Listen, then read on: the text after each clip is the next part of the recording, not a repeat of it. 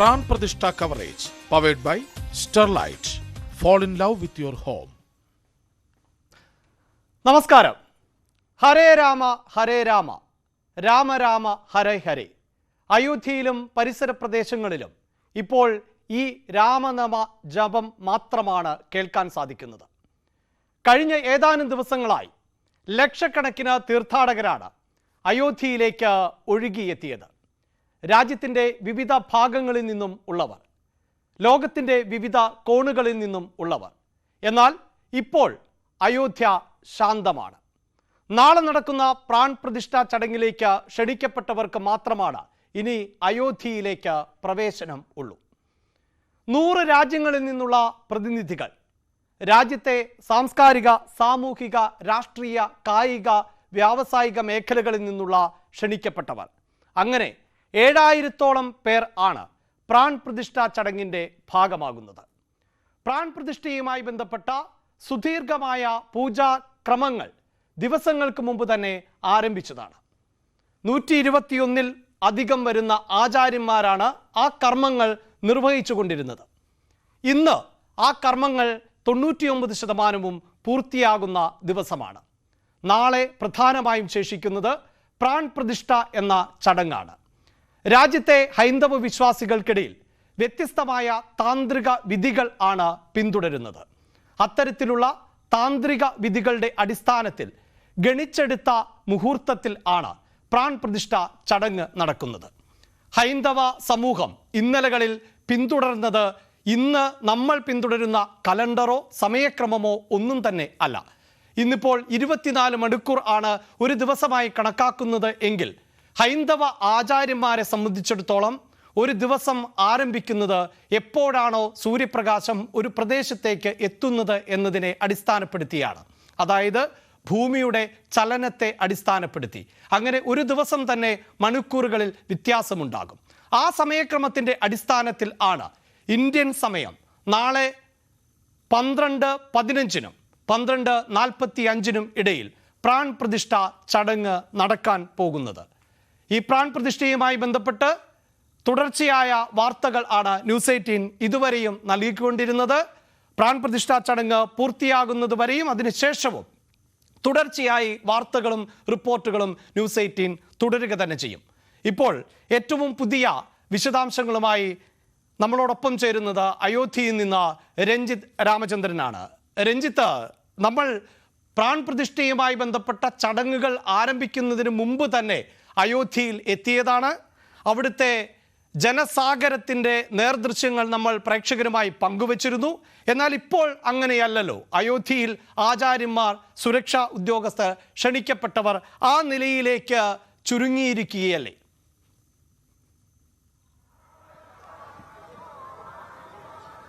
അങ്ങനെ ഈ അമ്പലത്തിനകത്തെ സാഹചര്യം അങ്ങനെ വേണമെങ്കിൽ പറയാം. എന്റെ തൊട്ടുപുറകിൽ കാണുന്ന ശ്രീരാമക്ഷേത്രത്തിനകത്തെ സാഹചര്യം നമുക്ക് അഭിലാഷ് പറഞ്ഞതുപോലെ കൃത്യമായി അങ്ങനെ വേണമെങ്കിൽ പറയാം. അവിടെ ആചാര്യന്മാരും സുരക്ഷാ ഉദ്യോഗസ്ഥരും മാത്രമായി ഒതുങ്ങിയിരിക്കുകയാണ്. നാളെ ക്ഷണിക്കപ്പെട്ട VIP അതിഥികളും 7000-ഓളം പേർ, നേരത്തെ അഭിലാഷ് പറഞ്ഞതുപോലെ 7000-ഓളം പേർ ഈ അമ്പലത്തിനുള്ളിലേക്ക് കടക്കാനുള്ള അവസരമുണ്ട്. പക്ഷേ എനിക്ക് ചുറ്റും കാണുന്ന കാഴ്ചകൾ അങ്ങനെയല്ല. നമ്മുടെ പ്രശാന്ത് ആ കാഴ്ചകൾ കൃത്യമായി പ്രേക്ഷകർക്ക് പകർന്നു നൽകി തരും. എനിക്ക് തൊട്ടുപുറകിൽ ഈ അമ്പലത്തിന് തൊട്ട് മുന്നിൽ നോക്കുക, 10000-കണക്കിന് ജനങ്ങളാണ് അവിടെ കൂടി നിൽക്കുന്നത്. 10000-കണക്കിന് ആളുകളാണ് ഇവിടെ കൂടി നിൽക്കുന്നത് എന്നുള്ളതാണ്. അവർ ഈ പ്രാൺ പ്രതിഷ്ഠയ്ക്കുള്ള നിമിഷത്തിനായി കാത്തിരിക്കുകയാണ്. ഈ അയോധ്യയിലെ ഓരോ നഗരവീഥിയും, അയോധ്യയിലേക്കുള്ള ഓരോ വഴികളും ഈ ജനസഹസ്രങ്ങളെ കൊണ്ട് നിറഞ്ഞിരിക്കുകയാണ് എന്നുള്ളതാണ് ഏറ്റവും പ്രധാനപ്പെട്ട കാര്യം. അതിന് ഈ പറഞ്ഞതുപോലെ ദേശഭാഷ വ്യത്യാസമില്ല. എല്ലാ സംസ്ഥാനങ്ങളിൽ നിന്നുമുള്ള ആളുകൾ, ഇത്രയും അധികം ആളുകൾ ഈ രാത്രിയൊക്കെ എവിടെ കഴിച്ചുകൂട്ടുന്നു എന്ന് പോലും നമ്മൾ അത്ഭുതപ്പെട്ടു പോകും. കാരണം അത്രത്തോളം ആളുകളാണ് ഇങ്ങോട്ടേക്ക് വന്ന് മറിഞ്ഞ് ഇവിടെ നിന്ന് രാമനാമം ചൊല്ലി, രാമജപ ഘോഷയാത്രയൊക്കെ നടത്തി, കലാപ്രകടനങ്ങൾ നടത്തി, വേഷഭൂഷാദികളുടെ പ്രത്യേകതയോടുകൂടിയൊക്കെ എത്തി അതിനുശേഷം മടങ്ങുന്നത്. ഞാൻ ഈ വന്ന ദിവസം മുതൽ 12-ാം തീയതി മുതൽ കാണുന്ന ഒരേ ഒരു കാഴ്ച ഇത് തന്നെയാണ്. എല്ലാ വഴികളും ഭക്തിസാന്ദ്രമാണ്. എല്ലാവരും രാമന്മാരാണ്. എല്ലാ വഴികളും അയോധ്യയിലേക്കാണ്. രാമഭക്ത പ്രവാഹമാണ് ശ്രീരാമ ജന്മഭൂമിയിലേക്ക്. അതുതന്നെയാണ് ഇപ്പോൾ നടക്കുന്ന നിയന്ത്രണങ്ങൾ പോലും മറികടന്ന് കാൽനടയായി പതിനായിരങ്ങൾ ഇപ്പോഴും അയോധ്യയിലേക്ക് എത്തിക്കൊണ്ടിരിക്കുകയാണ്. യോഗി ആദിത്യനാഥും പ്രധാനമന്ത്രി നരേന്ദ്രമോദിയും ഒക്കെ തുടർച്ചയായി ആഹ്വാനം ചെയ്തിരുന്നു, ഈ ദിവസങ്ങളിൽ സാധാരണക്കാർ ഇങ്ങോട്ടേക്ക് വരണ്ട, നിങ്ങൾക്കുള്ള ദർശന സമയം 23 ശേഷം ധാരാളമുണ്ട് എന്ന്. പക്ഷേ ഇതൊന്നും വകവെക്കാതെ ഇതാ ഈ ആയിരക്കണക്കിന് ആളുകൾ കൊടും തണുപ്പിനെയും ശീതക്കാറ്റിനെയും ഒക്കെ വകവെക്കാതെ രാമനാമ ജപങ്ങളുമായി കാൽനടയായി രാമഭക്തരെത്തുകയാണ്. ക്ഷേത്രനട അത് ആഘോഷ ലഹരിയിലാണ് എന്നുള്ളതാണ് ഏറ്റവും പ്രധാനപ്പെട്ട കാര്യം. ഇന്നാണ് അത്യാവശ്യം ഒരു കേരളീയ വസ്ത്രമൊക്കെ ധരിക്കാൻ പറ്റുന്ന ഒരു കാലാവസ്ഥ അയോധ്യയിലെത്തിയത്. ഇത്രയും ദിവസം കോട്ടും സൂട്ടും ഒക്കെ ഇട്ട് ഒരു വെസ്റ്റേൺ സ്റ്റൈലിലുള്ള നിൽപ്പൊക്കെ ആയിരുന്നു. ഇന്ന് അല്പം തണുപ്പിന് ശമനമുണ്ട്. പക്ഷേ ഇപ്പോൾ ശീതക്കാറ്റുണ്ട്, വല്ലാത്ത കാറ്റുണ്ട്, തണുത്ത കാറ്റ്. അത് നമുക്ക് സഹിക്കാവുന്ന പരിധിക്കപ്പുറം ഒരു പക്ഷേ കുറെ കഴിയുമ്പോൾ കടന്നേക്കും. പക്ഷേ കാലാവസ്ഥ കൂടി ഇന്ന് അനുകൂലമായി നിൽക്കുന്നു എന്നുള്ളതും വളരെ പ്രധാനപ്പെട്ട കാര്യമാണ് അഭിലാഷ്. ഈ രാമക്ഷേത്ര പ്രാണപ്രതിഷ്ഠയ്ക്ക് ശേഷം രാമക്ഷേത്രത്തിൽ രഞ്ജിത്ത് ഈ സൂചിപ്പിച്ചതുപോലെ കാലാവസ്ഥ ഒരു പ്രധാനപ്പെട്ട ഘടകമാണ് അയോധ്യ പോലെയുള്ള പ്രദേശത്ത്. പ്രത്യേകിച്ച് ഉത്തരേന്ത്യക്കാർക്ക് ഇതത്ര പുതുമയുള്ള ഒന്നായിരിക്കണമെന്നില്ല ഈ തണുപ്പ്. പക്ഷേ ദക്ഷിണേന്ത്യയിൽ നിന്നൊക്കെ എത്തുന്നവർ വലിയ ശാരീരികമായ ബുദ്ധിമുട്ടുകളൊക്കെ നേരിടാൻ സാധ്യതയുണ്ടായിരുന്നു. പക്ഷേ ഈ പ്രാൺപ്രതിഷ്ഠയിലേക്ക് എത്തുമ്പോൾ അത്തരം ബുദ്ധിമുട്ടുകൾ ഇല്ലാത്ത ഒരു സാഹചര്യമാണോ ഇപ്പോൾ ഉണ്ടാകുന്നത്? അതായത് ഈ തണുപ്പ് സഹിക്കാവുന്ന തരത്തിലേക്ക് മാറിയിട്ടുണ്ട് എന്നാണോ? പൊതുവെ അയോധ്യയിലേക്ക് ദക്ഷിണേന്ത്യയിൽ നിന്നുള്ള ആളുകളുടെ എണ്ണം കുറവായിരിക്കണമല്ലോ. സ്വാഭാവികമായും കേരളത്തിൽ നടക്കുമുള്ള ഇവിടെ ഞാൻ വന്നതിന് ശേഷം നമ്മൾ ഒരുപാട് തെരഞ്ഞിട്ടൊരു 4-5 മലയാളികളെ സാധാരണ നമ്മള് ഭൂഗോളത്തിന്റെ ഏത് മൂലയിലും മലയാളി ഉണ്ടെന്ന് പറയും. പക്ഷേ അയോധ്യയിൽ മലയാളിയുടെ എണ്ണം മലയാളി ഉണ്ട്, പക്ഷെ വളരെ കുറവാണ്, കമ്പാരിറ്റീവ്ലി കുറവാണ്. അതായത് 10,000 ലക്ഷങ്ങൾ വന്നു പോകുന്നിടത്തൊരു 4-5 മലയാളികൾ മാത്രമാണ്. പക്ഷെ ഇന്നലെ ഇവിടേക്ക് 24 സ്വാമിമാർ സ്വാമി ചിദാനന്ദപുരിയുടെ നേതൃത്വത്തിൽ ഇവിടേക്ക് എത്തി. ഇപ്പോൾ ഇവിടെ തൊട്ടടുത്തുള്ള ടെന്റ് സിറ്റിയിൽ താമസമുണ്ട്. മറ്റ് VIP അതിഥികളായ PT ഉഷ, ശ്രീജിത്ത് പണിക്കർ അവരൊക്കെ അയോധ്യയുടെ സമീപ പ്രദേശങ്ങളിലെ ഹോട്ടലുകളിൽ താമസമുണ്ട്. ഒരുപാട് ആളുകളെ ഇത്തവണ പ്രതീക്ഷിക്കേണ്ട. ഇവർക്ക് ഞാൻ അറിഞ്ഞിട്ടുള്ളത് ഈ സംഘപരിവാറിന്റെ നേതൃത്വത്തിലുള്ള ആളുകൾ എത്തുക 22-ന് ഫെബ്രുവരി 22-ന് മാത്രമായിരിക്കുമെന്നാണ്. അന്ന് അവർക്കായി പ്രത്യേക താമസ സൗകര്യവും അടക്കം ഒരുക്കിയിട്ടുണ്ട്. അങ്ങനെ വലിയ വിശാലമായ സൗകര്യങ്ങളിലാണ് കാര്യങ്ങൾ മുന്നോട്ട് പോകുന്നത്. അബ്ലോ കഹാംസെ हरिद्वार से जी, भगवान शंकर के स्थान से भगवान राम के स्थान पे आए हैं। कोई दर्शन तो होंगे ना, आज कल के बाद होंगे, दर्शन तो होंगे। हाँ 23 तारीख में 23 तारीख कल ही आए हैं। मौसम अच्छा है, बहुत सुंदर सुगंधित पवन बह रही है। क्या लग रहा है अयोध्या आके? बहुत बड़ा परिवर्तन राम में हो रही है पूरी अयोध्या।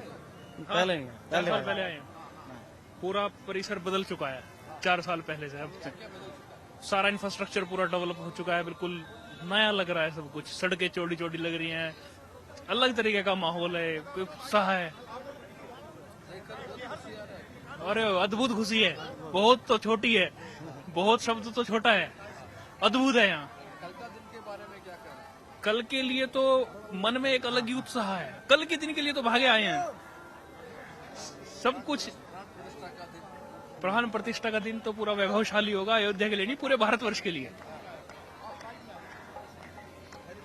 വന്ന കുറച്ച് ആളുകളാണ്. അങ്ങനെ ഒരുപാട് പേർ അങ്ങോട്ടേക്ക് ഇത്തരത്തിൽ എത്തിക്കൊണ്ടിരിക്കുന്നു എന്നുള്ളതാണ്. തീർച്ചയായും. അതായത് രഞ്ജിത്ത്, ഇപ്പോഴീ എത്തുന്ന തീർത്ഥാടകരെല്ലാം ഒരുപക്ഷെ ഈ പ്രാൺപ്രതിഷ്ഠ കഴിഞ്ഞും ഇതുപോലെ തന്നെ അവിടേക്ക് എത്തും. അങ്ങനെയാണ് ഈ അയോധ്യയുടെ ഒരു ചിത്രം മാറാൻ പോകുന്നത്. ഒരുപക്ഷെ കഴിഞ്ഞ ദിവസങ്ങളിൽ നേരത്തെ താൽക്കാലികമായ ഒരു ക്ഷേത്ര സംവിധാനം ഉണ്ടായിരുന്നു, അവിടെ പൂജാകർമ്മങ്ങളടക്കം നടന്നിരുന്നു. അത് ആണ് ഇപ്പോൾ ഇല്ലാതായിട്ടുള്ളത്.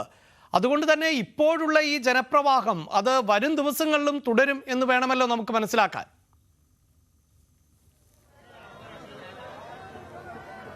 ഈ ജനപ്രവാഹം തുടരും അഭിലാഷ്. കാരണം അത് മറ്റൊന്നും കൊണ്ടല്ല, 23-ന് ശേഷമാണ് നമ്മളെ ഈ പതിവിൽ കവിഞ്ഞ ഒരു തിരക്ക് ഇവിടെ ഉണ്ടാകുന്നുണ്ട് എന്ന് ഇവിടുത്തെ വ്യാപാരികളടക്കം നമ്മളോട് വ്യക്തമാക്കിയിരുന്നു. 23-ന് ശേഷമാണ് പൊതുജനങ്ങൾക്കായി ദർശനമുണ്ടാകുക എന്നുള്ളതാണ്.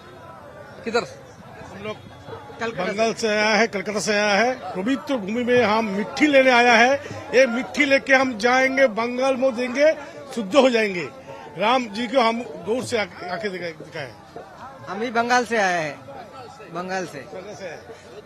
हाँ कलकत्ता हो गया, 3 दिन हो गया। 3 दिन से आगे 2 दिन ठहरा, अरे बंद है। हम इधर ही है।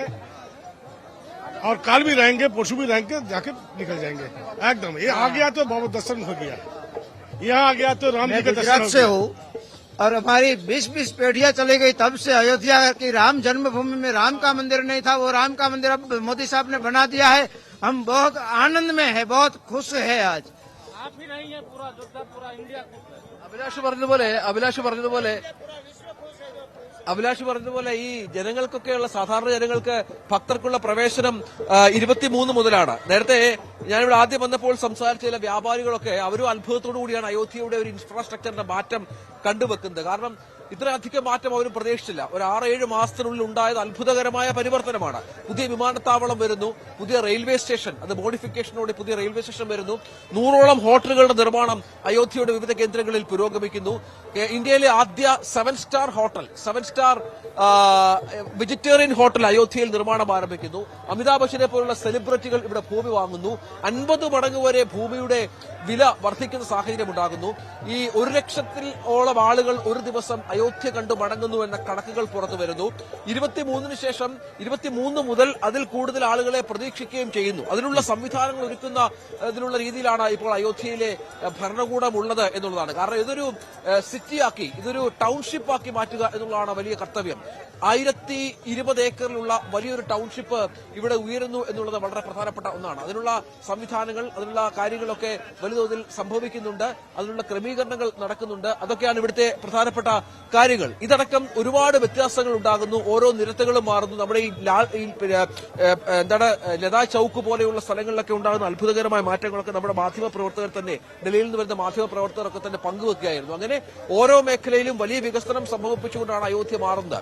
അത് നമ്മൾ നേരത്തെ ഒരു കണക്ക് പുറത്തുവിട്ടിരുന്നു 3 ദിവസം മുമ്പ്. അതായത് 50,000 കോടി രൂപയുടെ കച്ചവടം, ഒരു സെയിൽസ് അയോധ്യ പ്രാൺ പ്രതിഷ്ഠയുമായി ബന്ധപ്പെട്ട് സംഭവിച്ചു ഇന്ത്യ ഒട്ടാകെ എന്നുള്ളതാണ്. അത് വിവിധ മേഖലകളിൽ, തുണിത്തരങ്ങളിലായാലും ലോക്കറ്റുകളായാലും മറ്റു മേഖലകളൊക്കെ ആയാലും വ്യാപാരികൾക്ക് വലിയ തോതിലുള്ള കാര്യങ്ങൾ സംഭവിക്കുന്നു എന്നുള്ളതാണ്. അങ്ങനെ നമുക്ക് ഈ ദൃശ്യങ്ങളിലേക്ക് ഒന്ന് പോകാം. ഈ സ്ത്രീജനങ്ങൾ അവർ വേഷഭൂഷാദികളോടുകൂടി ഇവിടെ തൊട്ടടുത്ത് വരെ പോകാനുള്ള ഒരു ശ്രമത്തിലാണ്. പക്ഷേ അവിടെ പോലീസ് ഉദ്യോഗസ്ഥർ അവർ റെസ്ട്രിക്ട് ചെയ്യുന്നുണ്ട്. അവരെ അങ്ങോട്ടേക്ക് ഒരു പരിധി കഴിഞ്ഞാൽ പിന്നെ കയറ്റിവിടില്ല. ഈ ഒരു പരിധിക്ക് അപ്പുറത്തേക്ക് നമ്മളെ പാസ്സുള്ള മാധ്യമ പ്രവർത്തകർക്ക് പോലും കടന്നു പോകാനാകില്ല എന്നുള്ളതാണ്. അത് അത്രത്തോളം നിയന്ത്രണത്തിലാണ്. നേരത്തെ പറഞ്ഞതുപോലെ കേന്ദ്രസേനയുടെ വലിയ സാന്നിധ്യം ഇവിടെയുണ്ട്. അവർ ഇങ്ങോട്ടേക്ക് നമ്മുടെ അടുത്തേക്ക് തന്നെ നമുക്ക് ദൃശ്യങ്ങൾ എടുക്കത്തക്ക രീതിയിൽ വരുന്നുണ്ട്. ഒരുപക്ഷെ അവരുടെ ഒരു കലാപ്രകടനമൊക്കെ ഇവിടെ നമ്മൾ പ്രതീക്ഷിക്കുന്നുമുണ്ട്. ഇതിനപ്പുറത്തേക്ക് അവരെ കടത്തിവിടില്ല. അങ്ങനെ 3 തരത്തിലുള്ള സുരക്ഷാ സന്നാഹങ്ങൾ ഇവിടെ ഒരുക്കിക്കൊണ്ടാണ് ഈ അയോധ്യയുടെ സുരക്ഷിതത്വം. അതിന് UP സർക്കാരിന്റെ സ്പെഷ്യൽ ഫോഴ്സ്, ടാസ്ക് ഫോഴ്സിന്റെ നിയന്ത്രണമുണ്ട്. ഒപ്പം കേന്ദ്ര സർക്കാരിന്റെ സേനകളുടെ സാന്നിധ്യവും നിയന്ത്രണവുമുണ്ട്. അങ്ങനെ പ്രത്യേക സംവിധാനങ്ങളോടുകൂടിയാണ് അയോധ്യയുടെ നിയന്ത്രണങ്ങൾ. അതിന് AI ക്യാമറകൾ വരെ ഉപയോഗിച്ചുകൊണ്ട്, അത്യാധുനിക സാങ്കേതിക വിദ്യകൾ ഉപയോഗിച്ചുകൊണ്ടാണ് ഇവിടെ ഈ സുരക്ഷാ ക്രമീകരണങ്ങൾ. കാരണം പ്രധാനമന്ത്രി വരുന്നൊരു പരിപാടിയാണ്. അതിനപ്പുറത്ത് അയോധ്യയുടെ ഒരു വലിയ പ്രാധാന്യമുണ്ട്. അതൊക്കെയാണ് ഇതിന്റെ ഏറ്റവും പ്രധാനപ്പെട്ട കാര്യങ്ങളായി മാറുന്നത്. ഇവിടെ അവരുടെ ഒരു കലാപ്രകടനം ഉണ്ടാകും എന്ന് പ്രതീക്ഷിക്കാം. വനിതകളടക്കം ഇവിടെ നിന്ന് അവരുടെ ഈ രാമക്ഷേത്രത്തിന് മുന്നിൽ അവരുടെ ഭക്തി അവർ അർപ്പിക്കുന്നത് ഇത്തരത്തിലുള്ള കലാപ്രകടനങ്ങളിലൂടെയാണ് എന്നുള്ളതാണ്. തീർച്ചയായും കലാപ്രകടനത്തിന് സ്ത്രീകൾ ഉൾപ്പെടെയുള്ളവർ തയ്യാറെടുക്കുന്നത് നമുക്ക് ദൃശ്യങ്ങളിൽ നിന്ന് കാണാൻ സാധിക്കും. പൊതുവെ ഉത്തരേന്ത്യക്കാർ ഇങ്ങനെ ആഘോഷം കഴിയുന്നത്ര ആഘോഷിക്കുക എന്നത് തന്നെയാണ് അവരുടെ ഒരു ജീവിത രീതി. അതിപ്പോൾ ചെറിയ ചടങ്ങുകളാണെങ്കിലും വലിയ ആഘോഷം, നൃത്തങ്ങൾ നമുക്ക് പല ആഘോഷങ്ങളുടെയും ഭാഗമായി കാണാൻ സാധിക്കും. വാദ്യമേളങ്ങൾ വളരെ പ്രധാനപ്പെട്ടതാണ്. എനിക്ക് തോന്നുന്നു രഞ്ജിത്ത്, ഇങ്ങനെ ചെറു സംഘങ്ങൾ ഈ രാജ്യത്തിന്റെ വിവിധ ഭാഗങ്ങളിൽ നിന്ന് എത്തിക്കൊണ്ടിരിക്കുന്നു. അവർ സ്വമേധയാ ഇത്തരത്തിൽ വേഷഭൂഷാദികളും വാദ്യവൃന്ദങ്ങളും ഒക്കെയായി അവരുടെ നൃത്തം നമുക്കൊന്ന് ശ്രദ്ധിക്കാം.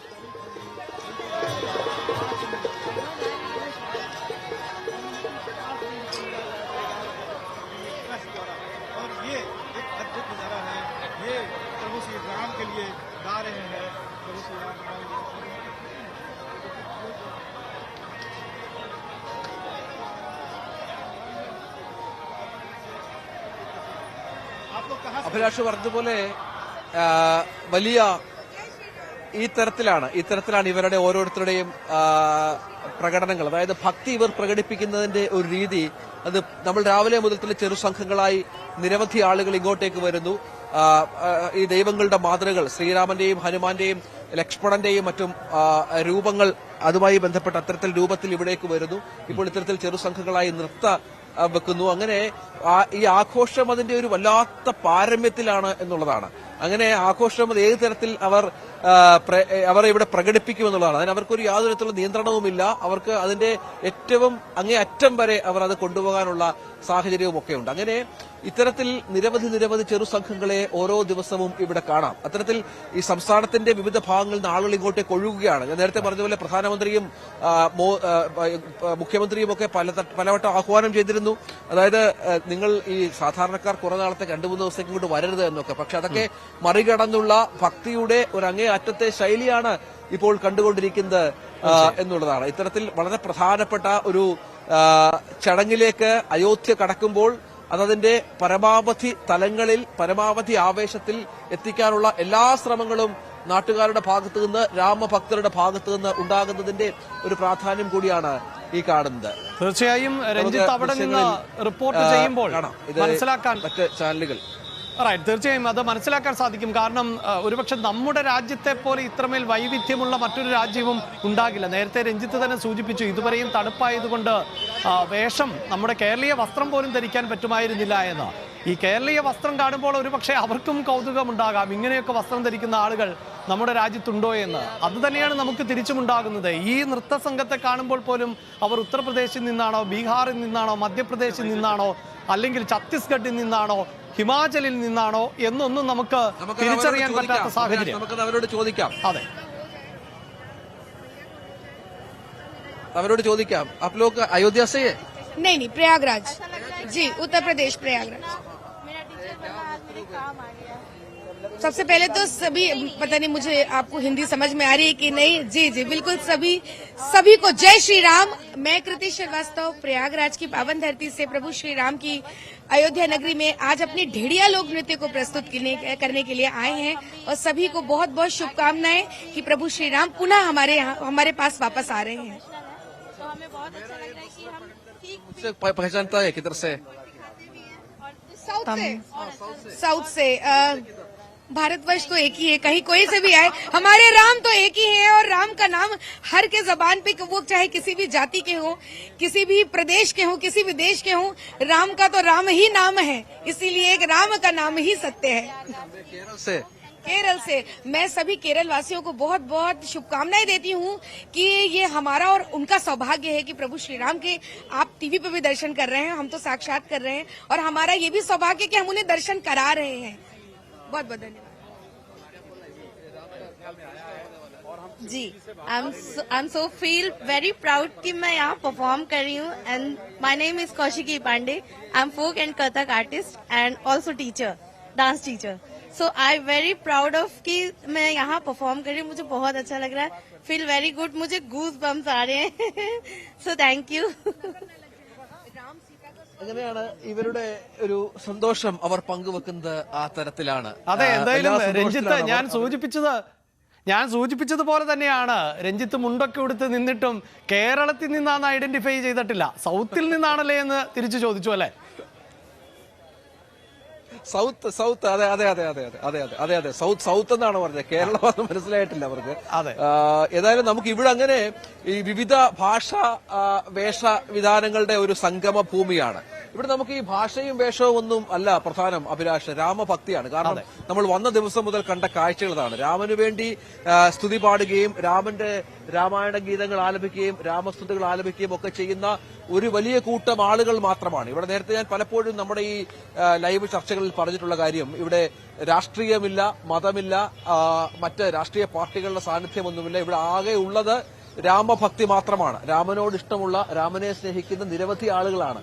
आप लोग पूरा अयोध्या का है, ऐसा लग रहा है आज का कल का दिन? बहुत बढ़िया हम लोग हैं नालंदा जिला को, कौशलपुर घरे आए हैं रामलला से मिलने के लिए। बहुत सुंदर लग रही है अयोध्या नगरी, बहुत सुंदर लग रही है। लगते हैं कि हम नहीं जाते हैं अपना देश। कहाँ रहेंगे? हमरा लगता है कि रामलला तर रह जाएंगी। मन रहता है कि दरभंगा जिला से आया है, इसी जगह से जाने की इच्छा नहीं करता है। राम से आए हम लोग बंगाल से आए, बंगाल वेस्ट बंगाल से കൊടുക്കണമെന്നുള്ളതാണ് എന്റെ വാദം. അഭിലാഷ്, തീർച്ചയായും സൂചിപ്പിക്കുന്നത് പോലെ തന്നെ അയോധ്യ നഗരം ഇപ്പോഴും 10,000-കണക്കിന് ആളുകളെ കൊണ്ട് നിറഞ്ഞിരിക്കുകയാണ്. പക്ഷേ ക്ഷേത്ര പരിസരത്തിനകത്തേക്ക്, ഒരു നിശ്ചിത പരിസരത്തിന് അപ്പുറത്തേക്ക് ആരെയും കയറ്റിവിടുന്നില്ല. ഇതിപ്പോൾ രഞ്ജിത്ത്, ഈ മലയാളികളെ സംബന്ധിച്ചിടത്തോളം ഇതിനെ ഇപ്പോൾ ഏതെങ്കിലും ഒരു ക്ഷേത്രത്തോട് ഉപമിക്കാൻ സാധിക്കും. നമുക്ക് ആ ദൃശ്യം ഒന്ന് കാണാം.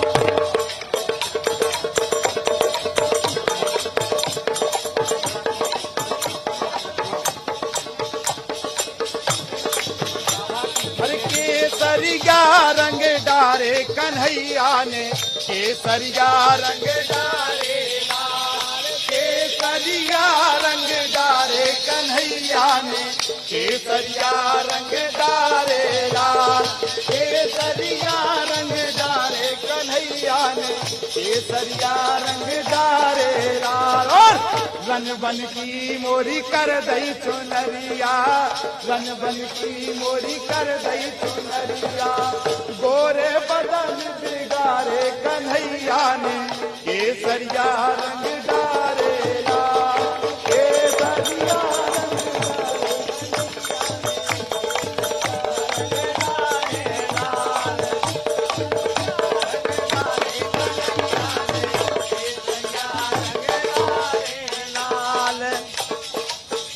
राम रंग में रंगे हो, राम रंग में रंगे, राम रंग में रंगे, राम रंग में रंगे, सीता रंगी रे हरदी में, हाँ राम रंग में रंगे, सीता रंगी रे हरदी में।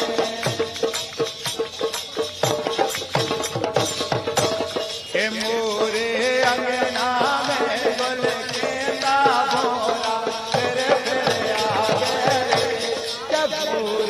अंगना में गुल केंदा भोला, फिर आवे के मोरे राम लगन से बलरा ने दिल माले, के मोरे राम लगन से बलरा ने दिल माले, के भोला मन के मजा लो दे मिलने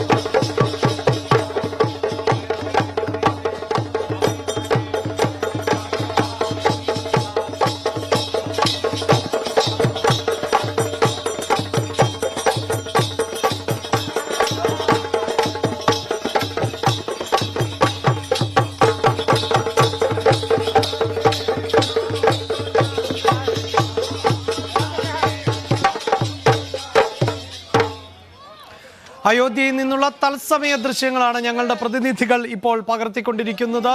രഞ്ജിത്ത് രാമചന്ദ്രനാണ് അവിടെ നിന്നുള്ള ഏറ്റവും പുതിയ വിശദാംശങ്ങൾ പങ്കുവെക്കുന്നത്. നേരത്തെ സൂചിപ്പിച്ചതുപോലെ 10,000-കണക്കിന് തീർത്ഥാടകർ അയോധ്യയിലേക്ക് ഇപ്പോഴും ഒഴുകിക്കൊണ്ടിരിക്കുന്നു. രാജ്യത്തിന്റെ വിവിധ ഭാഗങ്ങളിൽ നിന്ന്, വിദേശ രാജ്യങ്ങളിൽ നിന്ന് അടക്കമുള്ളവർ ആണ് അയോധ്യയിലേക്ക് എത്തുന്നത്. അവിടെ സ്ത്രീകളെയും കുട്ടികളെയും പ്രായമായവരെയും നമുക്ക് കാണാൻ സാധിക്കുന്നു. അവിടെ താളമേളങ്ങൾ ഉണ്ട്, നൃത്യങ്ങൾ ഉണ്ട്.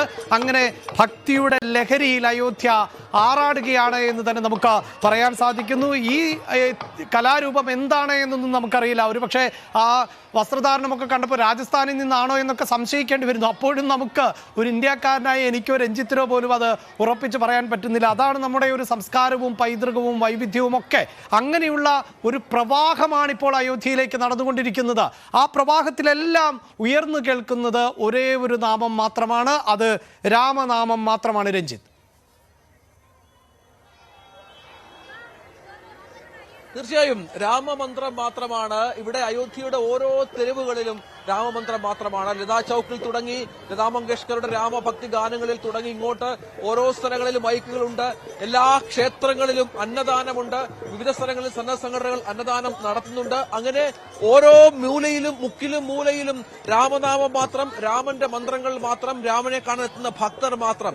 ഇവിടെ ഭക്തരും ദൈവവും മാത്രമുള്ള ഒരു സ്ഥലമായി ഇത് മാറുകയാണ്. മറ്റു കാര്യങ്ങളൊക്കെ ഇവിടെ നിന്ന് മാറി നിൽക്കുന്ന പശ്ചാത്തലമാണ്. ഇവിടെ ഞാൻ നേരത്തെ പറഞ്ഞതുപോലെ സംഘർഷമില്ല, പ്രശ്നങ്ങളില്ല, ആളുകൾ തമ്മിൽ തല്ലില്ല. പരസ്പരം അങ്ങോട്ടും ഇങ്ങോട്ടും അഡ്ജസ്റ്റ് ചെയ്തുകൊണ്ട് എല്ലാ അവസരങ്ങളും എല്ലാവർക്കുമായി തുറന്നു കൊടുത്തുകൊണ്ട് ഉള്ളൊരു രീതിയാണ് ഇവിടെ സംഭവിക്കുന്നതുള്ളത്. അതുതന്നെയാണ് ഈ സ്ഥലത്തിന്റെ വലിയൊരു വൈശിഷ്ട്യം എന്നുകൂടി മനസ്സിലാക്കണം. നമുക്ക് ഇവരുടെയൊക്കെ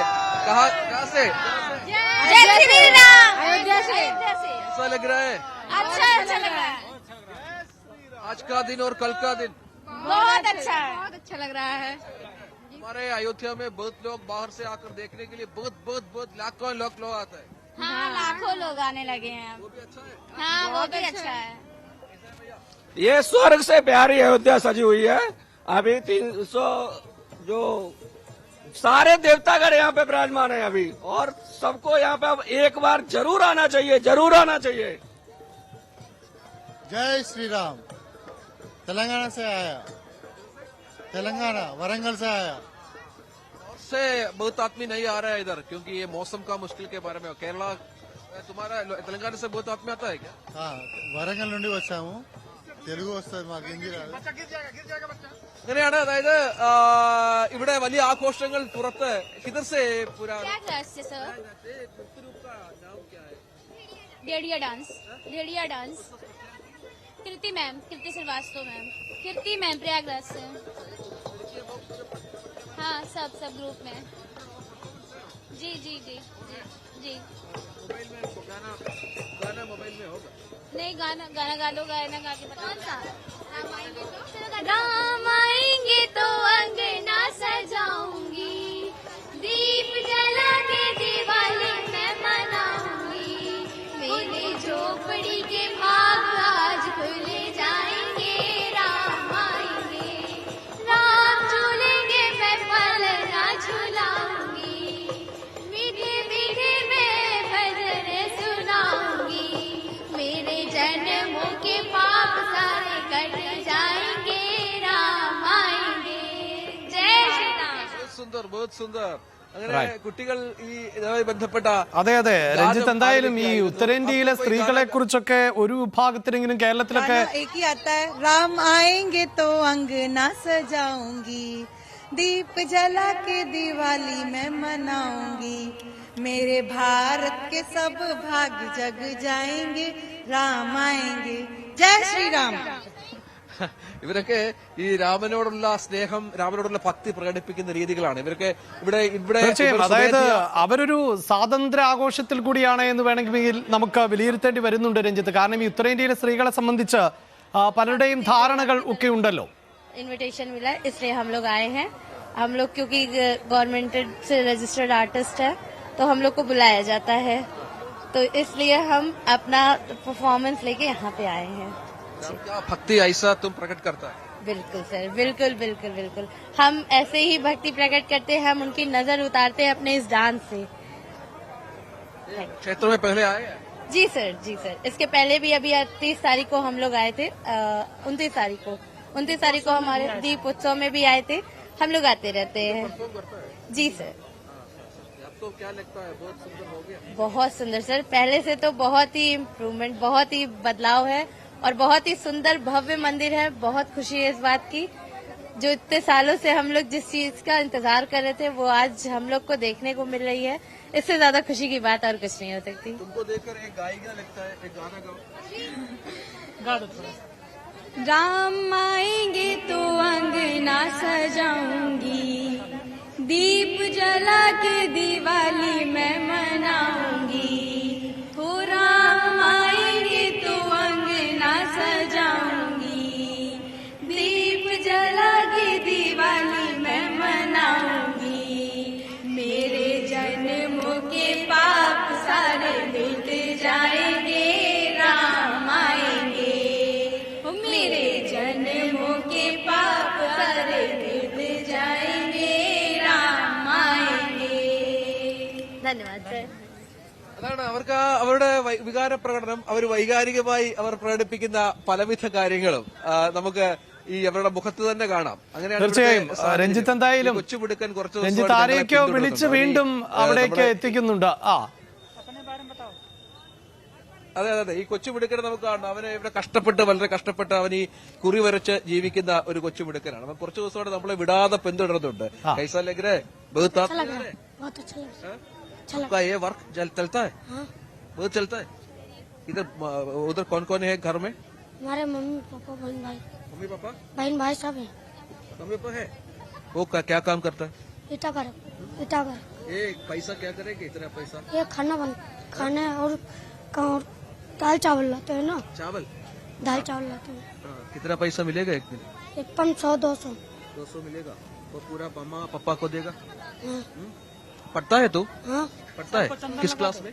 सरकारी। किस क्लास में? यक। तो और बहुत आदमी आएगा तो और तुमको काम मिलेगा। पढ़ने के बाद सब करना, हाँ? पढ़ने के लिए प्रथम परिगणना देना। अच्छा,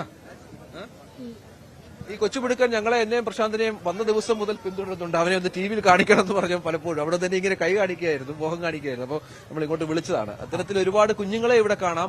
ഇവരെ ഈ നമുക്കറിയാം, UP പോലുള്ള സംസ്ഥാനത്തൊക്കെ ഈ പഠനത്തിൽ ഈ കുട്ടികളൊക്കെ ഒരുപാട് പിറകിലാണ്. പഠനമൊക്കെ അവരുടെ പല ആളുകളും സ്കൂളിൽ പോകുന്ന ആളുകളുടെയൊക്കെ എണ്ണത്തിൽ ഒരു കുറവൊക്കെ നമുക്കുണ്ട്. അവരൊക്കെ പലരും തെരുവുകളിലും ഒക്കെ നടക്കുന്നുണ്ട്. പക്ഷെ ഇപ്പോൾ ഒരുപാട് കാര്യങ്ങൾ സംഭവിക്കുന്നുണ്ട്. അതൊക്കെയാണ് ഇവിടുത്തെ പ്രധാനപ്പെട്ട കാര്യങ്ങൾ. അഭിലാഷ്, അങ്ങനെ ഒരുപാട് കാഴ്ചകൾ കണ്ടു മടങ്ങാൻ പറ്റിയ ഒരു സ്ഥലമായി ഈ അയോധ്യയും ഒപ്പം ഈ നമ്മുടെ ഈ UP എന്ന സംസ്ഥാനവും ഒക്കെ മാറുന്നുണ്ട്. വ്യത്യസ്തമായ സംസ്കാരങ്ങൾ, വ്യത്യസ്തമായ ഭാഷകൾ, വ്യത്യസ്തമായ ആചാരങ്ങൾ, വ്യത്യസ്തമായ ആചാരം പ്രകടിപ്പിക്കുന്ന രീതികൾ, അങ്ങനെ ഓരോ തരത്തിലാണ് ഇവിടുത്തെ മാറ്റങ്ങൾ. നമ്മൾ ഇത്ര ദിവസമായി 10 ദിവസത്തോളമായി അനുഭവിച്ചറിയുകയാണ്. അതൊരു വലിയ അനുഭവമാണ് ജീവിതത്തിൽ. ഇവിടെ വലിയ തരത്തിലുള്ള അടിസ്ഥാന സൗകര്യ വികസനങ്ങൾ നമുക്ക് ഈ നമ്മുടെ ആ ഒരു ഇതിന്റെ ഒരു കാര്യങ്ങളിലേക്കൊന്ന് മടങ്ങി വന്നാൽ ഈ ഒരുപാട് അതിഥികൾ വരുന്നുണ്ട്. നേരത്തെ അഭിലാഷ് പറഞ്ഞു വെച്ചത് 54 രാജ്യങ്ങളിൽ നിന്നായി 100ഓളം പ്രതിനിധികളാണ് ഇവിടെ എത്തുമെന്ന് പ്രതീക്ഷിക്കുന്നത്. അതില് US, Britain, Australia, Mauritius, Africa തുടങ്ങിയ സ്ഥലങ്ങളിലെ സർക്കാർ പ്രതിനിധികൾക്ക് രാമക്ഷേത്ര ട്രസ്റ്റ് ക്ഷണം അയച്ചിരുന്നു. സർക്കാർ ഇതില് വിവിധ സംസ്ഥാനങ്ങളിൽ നിന്നായി 506 അതിഥികളും ഈ ചടങ്ങിൽ എത്തുന്നുണ്ട്. ദക്ഷിണ കൊറിയയിൽ നിന്നുള്ള കിം ചിൽ സു എന്ന ആളാണ് വിദേശത്ത് നിന്നുള്ള ഈ അതിഥികൾ പ്രമുഖൻ. ഇയാൾ ഈ ക്വീൻ ഹിയോ രാജവംശത്തിൽപ്പെട്ട ഒരാളാണ്. കിം ചിൽ സു എന്ന വിദേശത്തുള്ള അതിഥികളുടെ ക്രമീകരണങ്ങൾ നോക്കുന്ന ഹർഷ തിവാരിയാണ്. അദ്ദേഹമാണ് ഇക്കാര്യം വ്യക്തമാക്കിയത്. മറ്റൊന്ന്, റിലയൻസ് ഇൻഡസ്ട്രീസ് മേധാവി മുകേഷ് അംബാനി എത്തുമെന്നുള്ള വിവരമാണ് നമുക്ക് ലഭ്യമാകുന്നത്. മുകേഷ് അംബാനിയും കുടുംബവും ഉണ്ടാകും. ബോളിവുഡ് താരം അമിതാഭ് ബച്ചൻ ഉണ്ടാകുമെന്ന് പറയുന്നു. അജയ് ദേവ്ഗണും അക്ഷയ് കുമാറും ഉണ്ടാകുമെന്ന വിവരങ്ങളുണ്ട്. അല്ലു അർജുനും അനുപം ഖേറും ചിരഞ്ജീവിയും ഉണ്ടാകും എന്നുള്ളത് ഏതാണ്ട് ഉറപ്പാണ്. മോഹൻലാൽ എത്തില്ല. മോഹൻലാലിന് ക്ഷണമുണ്ടായിരുന്നു സംസ്ഥാനത്തിന് അതിഥിയായി, പക്ഷേ മോഹൻലാൽ എത്തില്ല എന്നാണ് നമുക്ക് ലഭിക്കുന്ന വിവരം. സംഗീതജ്ഞൻ അംജദ് അലി ഖാൻ, ഗാനരചയിതാവും കവിയുമായ മനോജ് മുൻതാഷിർ, ഒപ്പം പ്രസൂൺ ജോഷി, സംവിധായകരായ സഞ്ജയ് ലീല ബൻസാലി, ചന്ദ്രപ്രകാശ് ദ്വിവേദി എന്നിവരെ ക്ഷണിച്ചിട്ടുണ്ട്. ആദിത്യ ബിർള ഗ്രൂപ്പ് ചെയർപേഴ്സൺ കുമാർ മംഗല ബിർള, ഭാര്യ നിർജ, പിരാമൽ ഗ്രൂപ്പ് ചെയർപേഴ്സൺ അജയ് പിരാമൽ എന്നിവർ ഇവിടെ പങ്കെടുക്കുന്നുണ്ട്.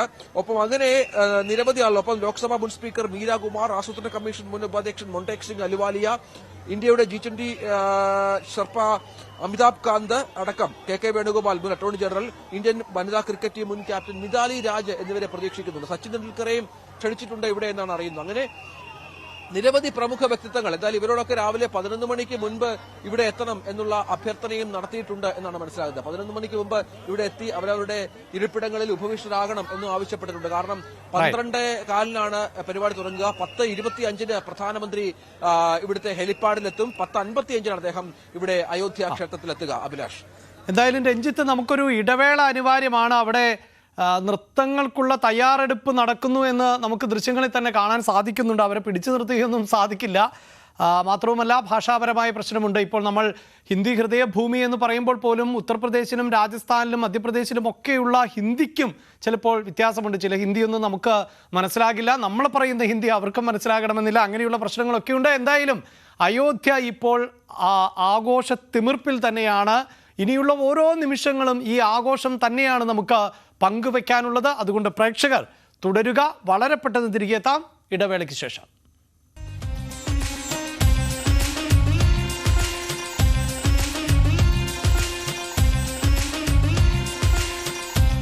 PRAN Pratishtha coverage powered by Sterlite. Fall in love with your home. അടക്കമുള്ള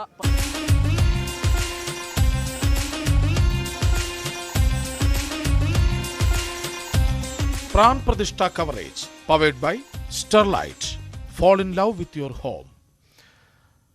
അയോധ്യയിലെ പ്രാൺ പ്രതിഷ്ഠാ ചടങ്ങിന് ഇനി ഏതാനും മണിക്കൂറുകൾ മാത്രമാണ് ശേഷിക്കുന്നത്. 20 മണിക്കൂറുകളിൽ താഴെ മാത്രമാണുള്ളത്. നാളെ ഉച്ചയ്ക്ക് 12:15-നും 12:45-നും ഇടയിലാണ് ഈ പ്രാൺ പ്രതിഷ്ഠാ ചടങ്ങ് നടക്കുന്നത്.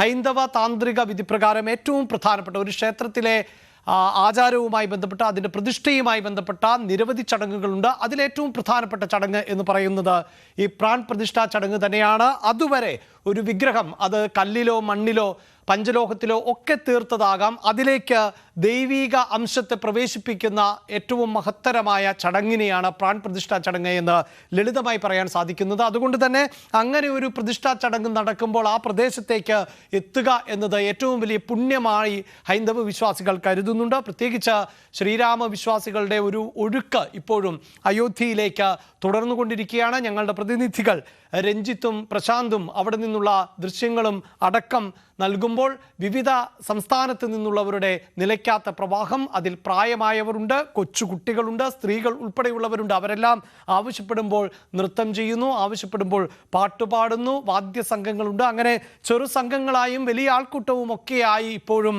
അയോധ്യയിലേക്ക് നിലയ്ക്കാത്ത പ്രവാഹം ആണുള്ളത്. ഞങ്ങളുടെ പ്രതിനിധികൾ വീണ്ടും അല്പസമയത്തിനകം ഒപ്പം ചേരും. അതോടൊപ്പം തന്നെ മറ്റു ചില റിപ്പോർട്ടുകളിലേക്ക് കൂടി പ്രേക്ഷകരുടെ ശ്രദ്ധ കൊണ്ടുപോവുകയാണ്. ശ്രീരാമ പട്ടാഭിഷേകത്തിന് ഒരുങ്ങുകയാണ് അയോധ്യ. സർവാഭരണ വിഭൂഷിതമായി സർവം തികഞ്ഞാണ് നഗരത്തിലെ ഓരോ വീഥികളും. 55 രാജ്യങ്ങളിൽ നിന്നുള്ള 100-ലധികം VVIPകളെ സ്വീകരിച്ചാനയിക്കുകയാണ് നഗരം.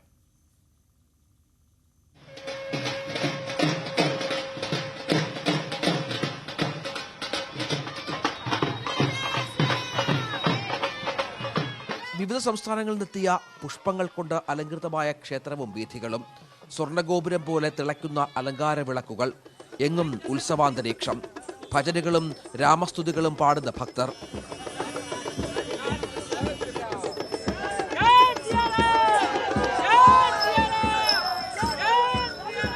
ക്ഷേത്രങ്ങളിൽ പ്രഭാഷണ പരമ്പരകളും അന്നദാനവും. അയോധ്യ അക്ഷരാർത്ഥത്തിൽ രാമപട്ടാഭിഷേകത്തിനുള്ള കളമൊരുക്കലിലാണ്.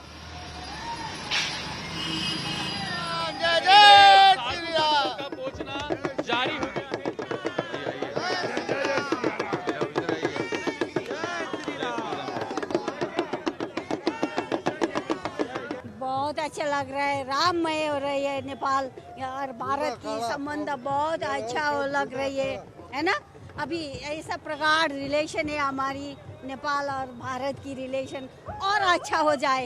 सदियों से हमारा ये रोटी बेटी का रिलेशन है ना। सामाजिक धार्मिक रिलेशन सब एक ही है, हमारी कल्चर एक ही है और एक हो जाए। जय श्री राम। जय श्री राम।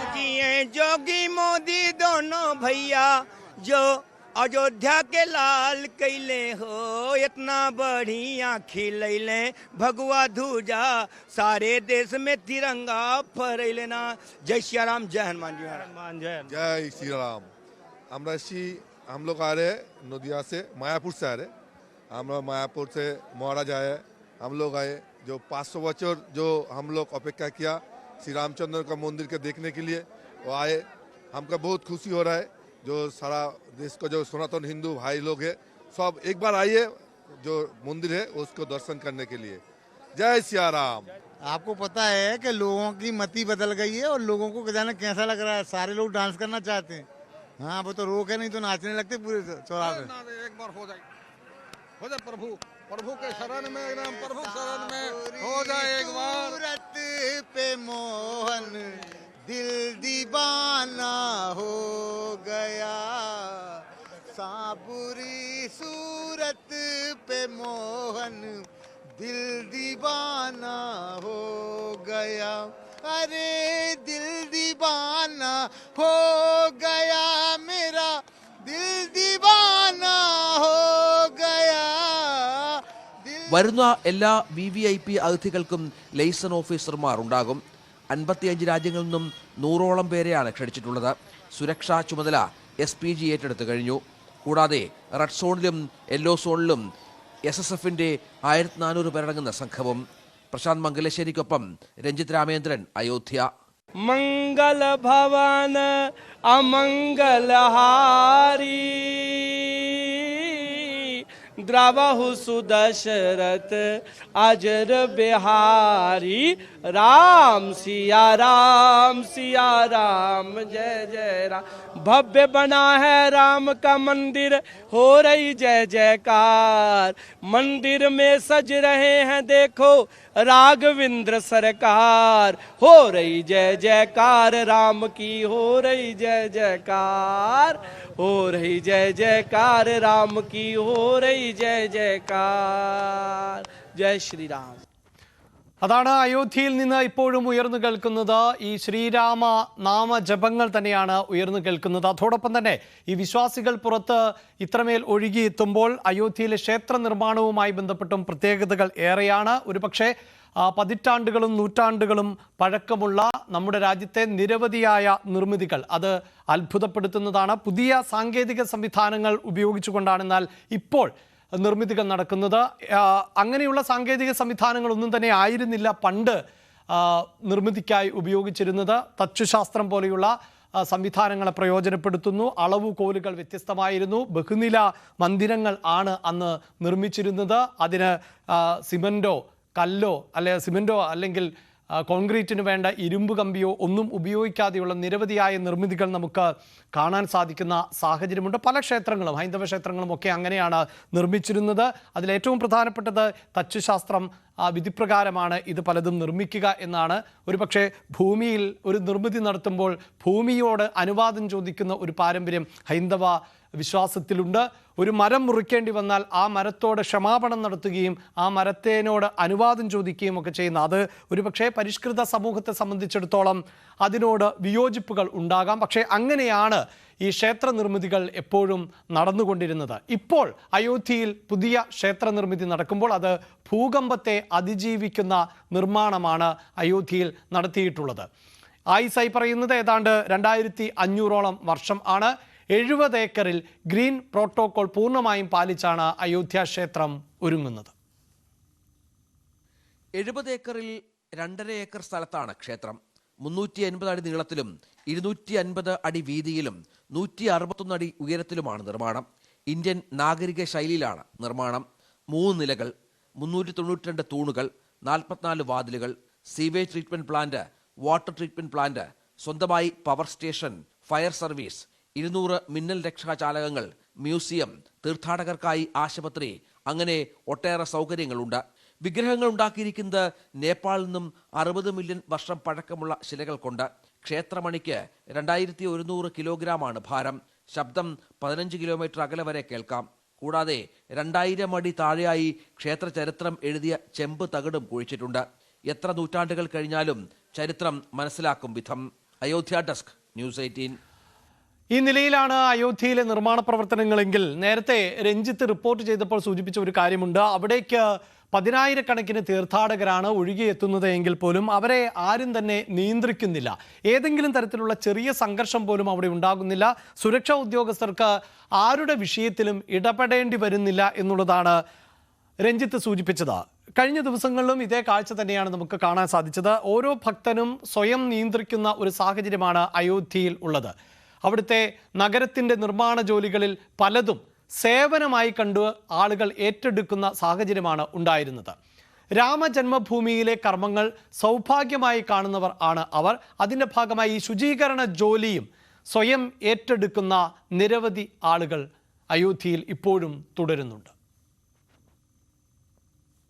ഈ അയോധ്യയിലെത്തുന്നത് മുതൽ ഇവിടുത്തെ പല പ്രവർത്തികളും സേവന പ്രവർത്തനങ്ങളായാണ് പല ആളുകളും കാണുന്നത്. അതിന് ഇപ്പോൾ ഭാഷയോ അത്തരത്തിലുള്ള ചെറിയതോ വലുതൊന്നും വ്യത്യാസമില്ല. പല സ്ഥാപനങ്ങൾ, പല ജീവനക്കാരൊക്കെ ഇവിടെ എത്തി വൃത്തിയാക്കലടക്കമുള്ള പല സേവനങ്ങൾ. ഇപ്പോൾ ആക്സിസ് ബാങ്കിൻ്റെ ജീവനക്കാരാണ് ഇവിടെ ഈ സരയൂ നദിയുടെ തീരം ക്ലീൻ ചെയ്യുന്നത്. ഇങ്ങനെ പല മേഖലകളിലും വിവിധ തലങ്ങളിലുള്ള ആളുകൾ ഇത്തരത്തിലുള്ള പ്രവർത്തനങ്ങൾ ചെയ്യുന്നതായി കാണാം. നമുക്ക് ആക്സിസ് ബാങ്കിൻ്റെ മേധാവി അദ്ദേഹം ശ്രീകേഷ് പൈ, അദ്ദേഹം മലയാളിയാണ്, നമ്മോടൊപ്പം ഉണ്ട്. സാർ, ഈ എന്താണ് ഇതിൻ്റെ ഉദ്ദേശം? ഞങ്ങളിവിടെ യു പിയിൽ പ്രത്യേകിച്ച് നമ്മുടെ പല സ്ഥലത്തു നിന്നുള്ള വോളണ്ടിയേഴ്സായിട്ട് വന്നിരിക്കുന്ന ആൾക്കാരാണ്. അവർ വന്നിട്ട് ഇവിടെ ക്ലീൻനെസ് ഡ്രൈവ് നടത്തുകയാണ്, ഇവിടെ നഗർ നിഗമവുമായിട്ട് ചേർന്നിട്ട്. അപ്പോൾ ഇപ്പോൾ മേയറാണ് ഉദ്ഘാടനം ചെയ്തത്.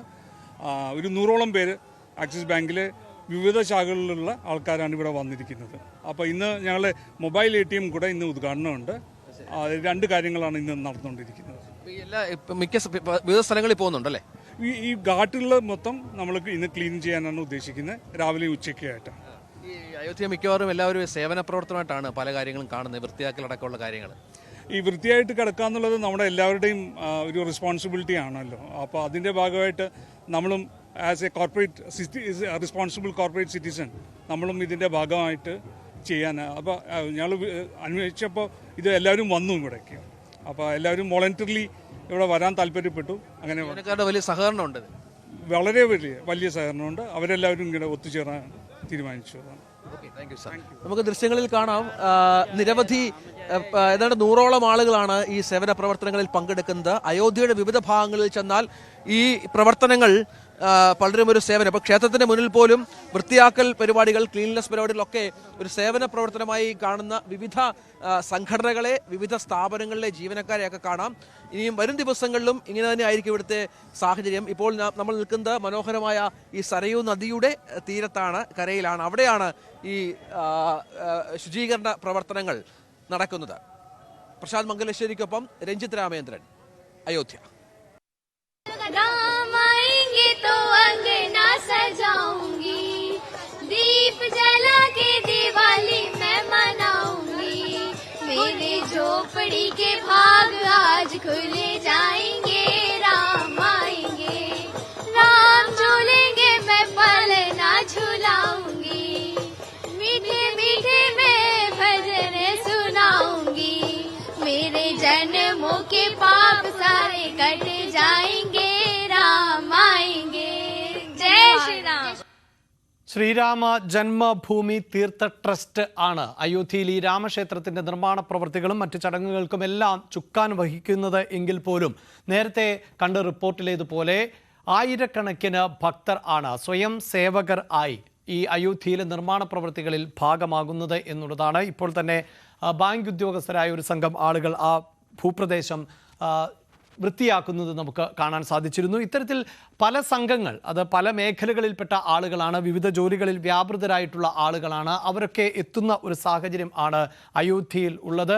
ഒരു പക്ഷേ ഈ ബാങ്ക് ജീവനക്കാരായ ആളുകൾക്ക് തന്നെ അയോധ്യയിലേക്ക് ഇങ്ങനെയൊരു നിർമ്മാണ പ്രവൃത്തി എത്തുകയും അയോധ്യയിൽ ഒരു രാമക്ഷേത്രം ഉയരുകയും ഒക്കെ ചെയ്യുമ്പോൾ അവിടെ നടക്കാൻ പോകുന്ന പണവിനിയോഗത്തിൻ്റെ ഒരു തോതുകൂടി മനസ്സിലാകുന്നുണ്ടാകും. ആ ബാങ്ക് ഉദ്യോഗസ്ഥൻ അവിടെ മൊബൈൽ ATM ആരംഭിച്ചു എന്ന് പറയുമ്പോൾ പൊതുവെ അയോധ്യയുടെ ഒരു മുഖച്ഛായ, അയോധ്യ എന്ന ഈ തർക്കഭൂമി ഉണ്ടായിരുന്ന പ്രദേശം എന്നത് നാട്ടിൻപുറത്തേക്കാൾ വളരെ പരിതാപകരമായ സാഹചര്യമായിരുന്നു. എന്തായാലും പ്രധാനമന്ത്രിയുടെ ആഹ്വാനമുണ്ടായിരുന്നു ഈ ക്ഷേത്രപ്രതിഷ്ഠയുമായി ബന്ധപ്പെട്ട് കഴിയുന്നത്ര ക്ഷേത്രങ്ങളും പരിസര പ്രദേശങ്ങളും എല്ലാം വൃത്തിയാക്കണമെന്ന്. അത് രാഷ്ട്രീയ പാർട്ടി എന്ന നിലയിൽ BJP അത് ഏറ്റെടുക്കുന്നുണ്ട്.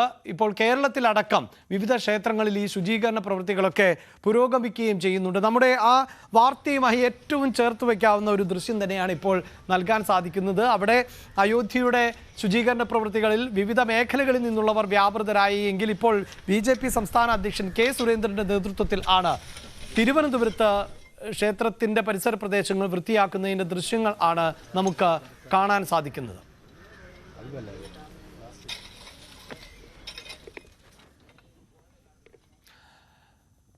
ഇത്തരം വൃത്തിയാക്കലിനുള്ള ആഹ്വാനം തുടരുമ്പോൾ തന്നെ ഭക്തി പലർക്കും പലതരത്തിലാണ്. എന്തായാലും ഹൈന്ദവ വിശ്വാസികളെ സംബന്ധിച്ചിടത്തോളം മര്യാദ പുരുഷോത്തമൻ എന്നാണ് ശ്രീരാമ ഭഗവാനെ വിശേഷിപ്പിക്കുന്നത്. അതുകൊണ്ട് തന്നെ വൃത്തിയുണ്ടാകേണ്ടതും ശുദ്ധിയുണ്ടാകേണ്ടതും നമ്മുടെ മനസ്സിലാണ്. അപ്പോഴാണ് സമത്വസുന്ദരമായ ഒരു രാജ്യവും സംവിധാനവും സമൂഹവും ഒക്കെ കെട്ടിപ്പടുക്കുക എന്നതാണ് വസ്തുത. അതിലേക്കുള്ള ഒരു യാത്രയുടെ തുടക്കമായി മാറട്ടെ അയോധ്യ എന്നാണ് നമുക്ക് പ്രതീക്ഷിക്കാൻ സാധിക്കുന്നത്. അയോധ്യയിൽ നിന്നുള്ള ഏറ്റവും പുതിയ വാർത്തകളും വിശദാംശങ്ങളുമായി ഇനിയും ന്യൂസ് 18 തുടരും. ഇടവേളയ്ക്ക് ശേഷം